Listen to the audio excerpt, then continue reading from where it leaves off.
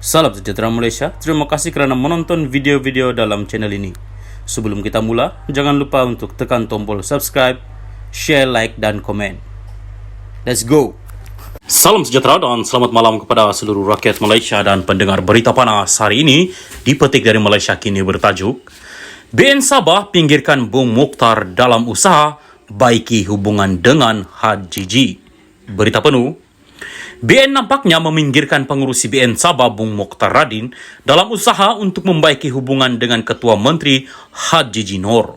Setiausaha Agung BN Zamri Abdul Kadir mengumumkan bahawa timbalan pengurusi BN Sabah Yaakob Khan akan menjadi penghubung gabungan itu dalam rundingan dengan Kerajaan Gabungan Negeri.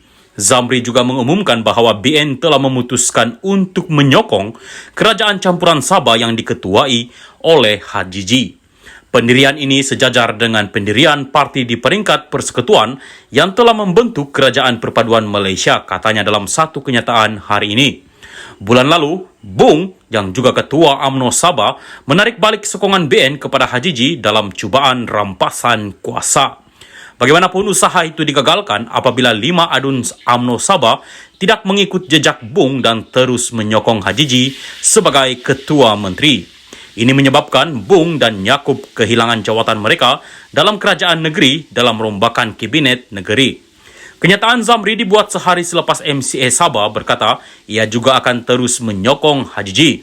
Ketua MCA Sabah, Lu Yen Tong, juga menjauhkan diri dengan usaha rampasan kuasa bulan lalu.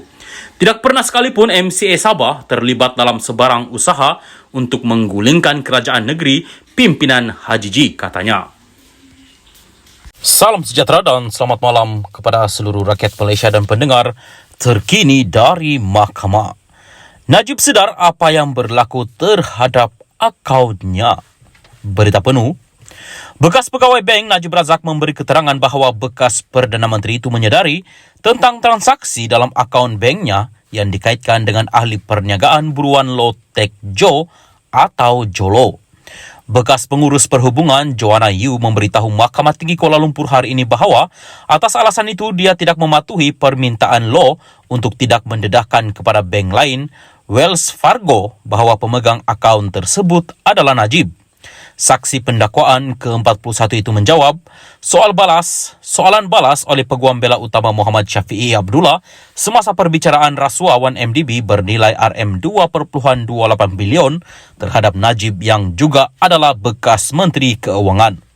Syafiee menyoalnya mengapa Yu memberitahu unit pematuhan Ambeng ketika itu bahawa identiti pemegang akaun tersebut tidak boleh didedahkan kepada Wells Fargo yang sedang menjalankan aktiviti pengubahan wang haram dengan meminta Ambeng mendedahkan identiti pemegang akaun berkenaan. Dakwaan aliran dana ke akaun Najib di Ambeng adalah melalui Wells Fargo, sebuah bank antarabangsa yang terlebih dahulu meminta Bank Malaysia berkenaan mendedahkan identiti pemegang akaun tersebut.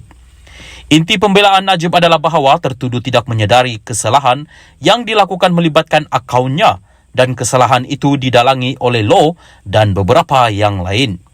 Syafiee, kamu kini sedar jika maklumat itu disalurkan dengan betul kepada Wells Fargo, keseluruhan isu sama ada wang tersebut adalah kosher, syal atau tidak akan diketahui lebih awal dan kamu akan melindungi Perdana Menteri Najib itu? Yu, saya percaya dia Najib dimaklumkan. Cek telah dikeluarkan, kad kredit digunakan.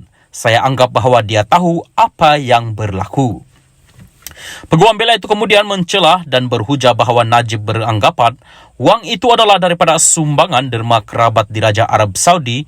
Justru Perdana Menteri mengeluarkan cek dan kad kredit. Sebelum ini, Peguam Pembelaan juga berkata bahawa Najib beranggapan dana yang masuk ke dalam akaunnya adalah derma daripada kerabat diraja Arab Saudi dan bukannya daripada 1MDB. Bagaimanapun, selepas asakan bertubi-tubi daripada Syafiee, Yu mengakui Najib berkemungkinan Najib tidak mengetahui mengenai keadaan akaun banknya jika Loh tidak mengemaskini atau memberitahu tertuduh. Syafiee sebelum ini menyoal Yu sama ada Loh melalui perbualan dengan Yu melalui BlackBerry Messenger BBM mengenai akaun Najib sebenarnya bercakap benar tentang berkomunikasi dengan Najib atau sebenarnya mengelirukannya mengenai komunikasinya dengan Perdana Menteri ketika itu. Syafiee, kamu tidak tahu jika Loh benar-benar mengemaskini Najib atau dia seorang penipu? You tidak bersetuju bahwa dia tidak akan tahu.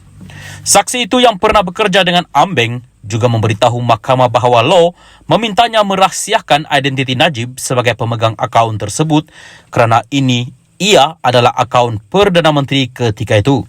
Sebelum ini, Yu memberi keterangan bahwa dia sentiasa berkomunikasi dengan Loh berhubung pengurusan akaun Najib. Yu juga sebelum ini memberi keterangan bahwa keterangan dalam perbicaraan berasingan membabitkan kes rasuah RM42 juta SRC International terhadap Najib.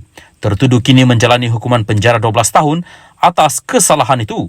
Perbicaraan 1MDB hari ini bersambung di hadapan Hakim Colin Lawrence Quera.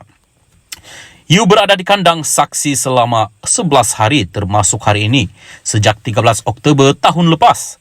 Dengan 9 daripada hari itu dihabiskan untuk disoal balas oleh peguam Najib. Kamal Baharin Omar dan Ahmad Akram Garib adalah antara timbalan pendakwa raya yang menganggotai pasukan pendakwaan. Najib berdepan 4 pertuduhan salah guna kuasa dan 21 pertuduhan pengubahan wang haram membabitkan RM2.28 bilion wang 1MDB.